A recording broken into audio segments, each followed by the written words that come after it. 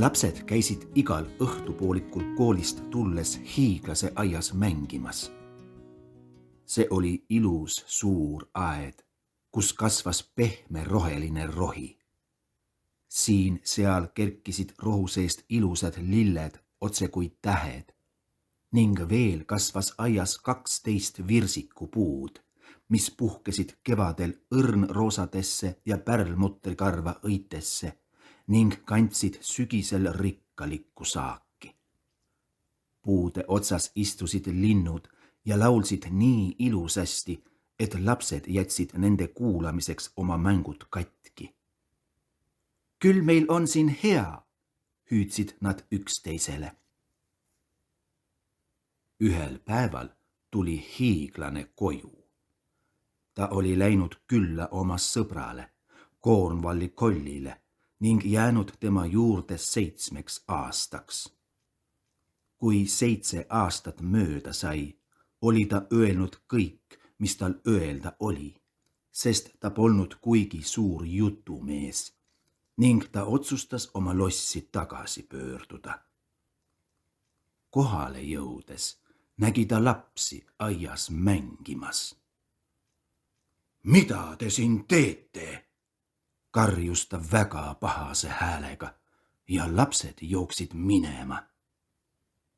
Minu aed on minu oma, ütles hiiglane. Sellest saab iga inimene aru. Ning ma ei luba siin mängida kellelgi peale iseenda. Ta ehitas ümber aia kõrge müüri ja pani välja sildi. Sissetungijad võetakse vastutusele. See oli väga isekas hiiglane. Vaestel lastel ei olnud nüüd enam kusagil mängida. Nad katsusid mängida tee peal, aga tee oli väga tolmune ja kõvu kive täis ning neile ei meeldinud seal. Kui koolitunnid läbi said, hulkusid nad kõrge müüri ümber ja rääkisid ilusast aiast müüri taga. Küll meil oli seal hea, ütlesid nad üksteisele. Siis tuli kevad ning terve maa oli täis väikesi lilli ja linde. Ainult iseka hiiglase aias kestis talv. Linnud ei tahtnud seal laulda, sest seal ei olnud lapsi ning puudel läks meelest õide puhkeda. Kord pistis üks ilus lill pea rohu seest välja, aga niipea, kui ta silti nägi, hakkas tal lastest nõnda kahju, et ta lipsas uuesti maa sisse ja jäi magama. Ainult lumi ja pakane rõõmustasid. Kevad on selle aia ära unustanud. Seetõttu elame meie siin aasta ringi, hüüdsid nad. Lumi kattis rohu oma laia valge rüüga ja pakane värvis kõik puud hõbedaseks. Siis kutsusid nad enda juurde elama põhjatuule ja see tuligi. Karusnahkadesse mähkunult möörgas ta terve päeva aias ja puhus korstna kive katuselt maha. See on tore koht, ütles ta.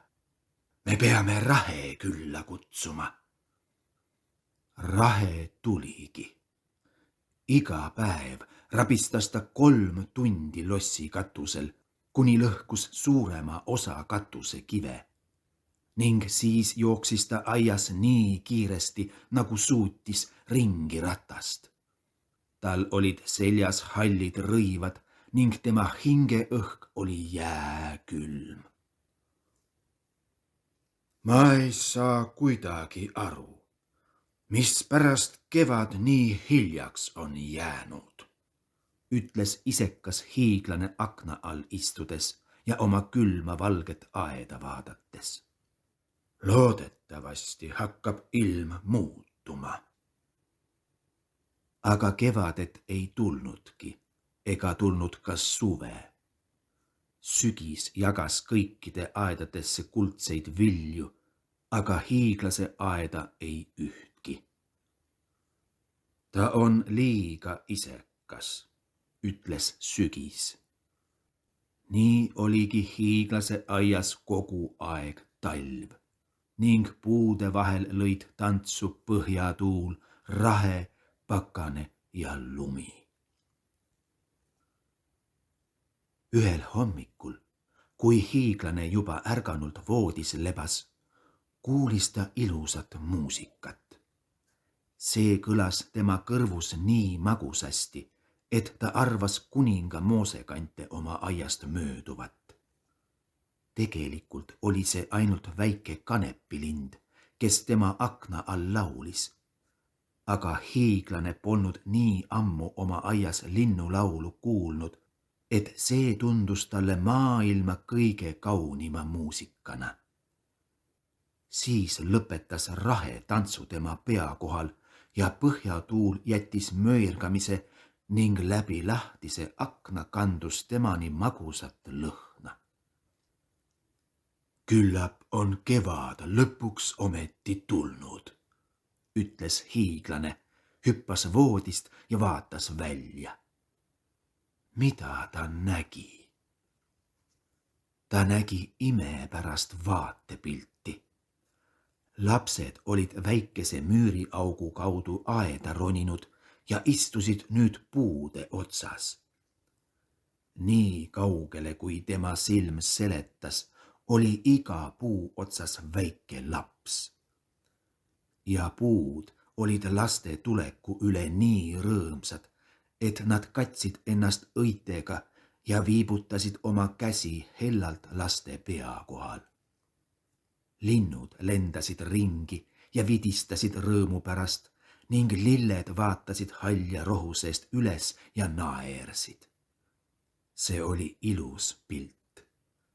Aga ühes aianurgas püsis endiselt talv. See oli aia kõige kaugem nurk ja seal seisis üks väike poiss. Ta oli nii väike, et ta ei ulatanud oksteni ning ta käis ahastavalt nuttes puu all ringi.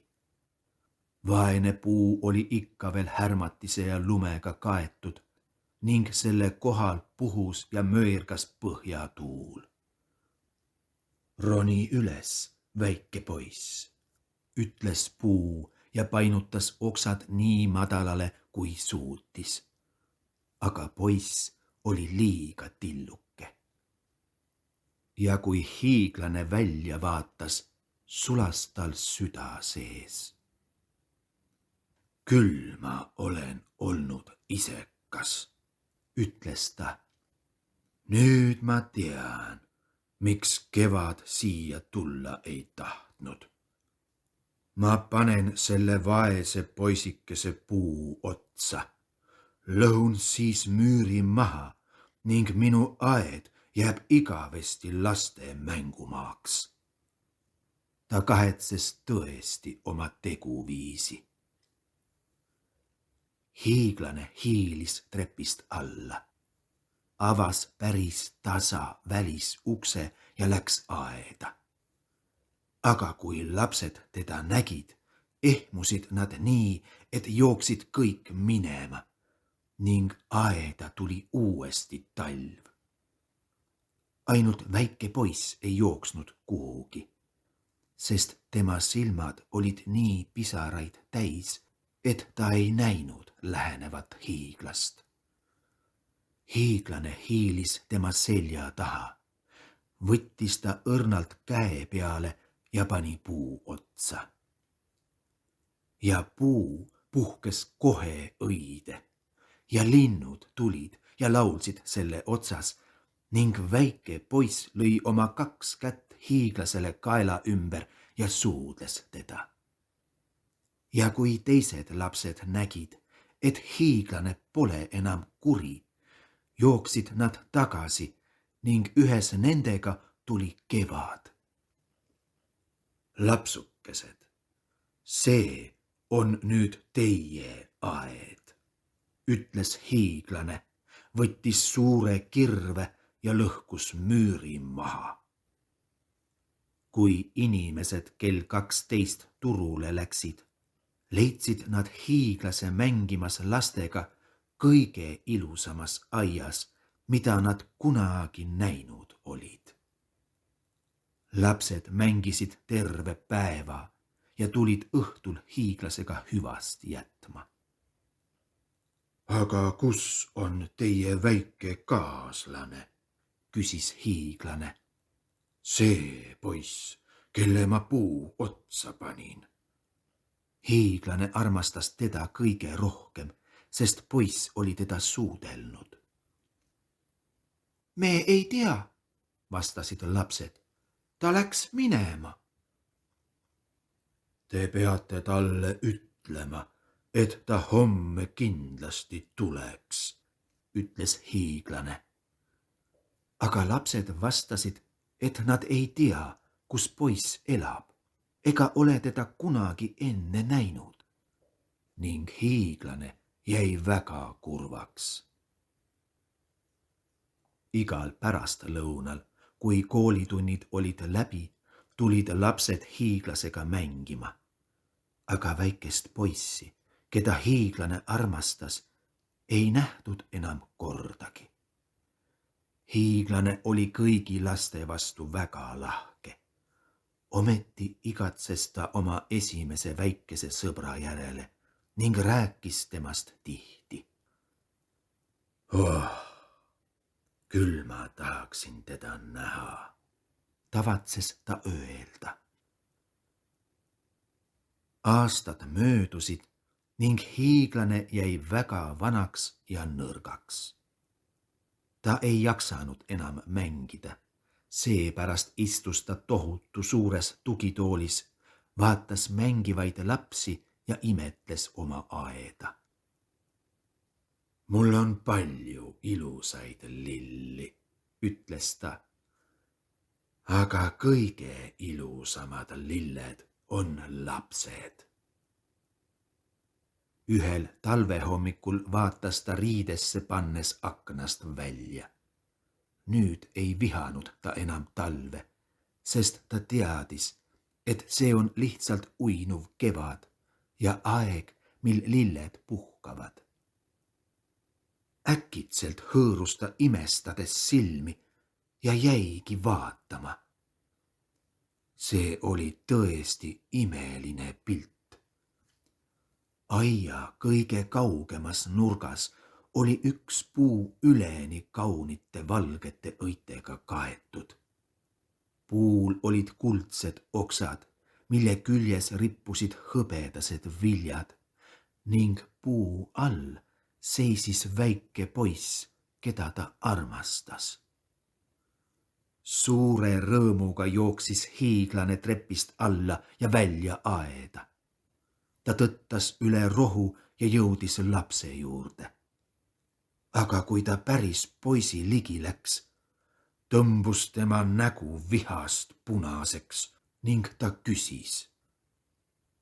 Kes julges sind haavata? Sest lapse peopesades olid 2 naela jäljed ning 2 naela jäljed olid ka väikestes jalgades. Kes julges sind haavata? Hüüdis hiiglane. Ütle mulle, et ma saaksin võtta oma suure mõõga ja lüüa ta surnuks. Pole vaja, vastas laps. Need on hoopis armastuse haavad. Kes sa oled? Küsis hiiglane ning laskus temas ärganud imeliku aukartuse sunnil lapse ette põlvili. Laps naeratas hiiglasele ning ütles talle. Kord lasksid sina mul oma aias mängida. Täna tuled sa koos minuga minu aeda, paradiisi aeda. Ja kui lapsed sel pärastlõunal aeda jooksid, leidsid nad puu alt üleni valgete õitega kaetud surnud hiiglase.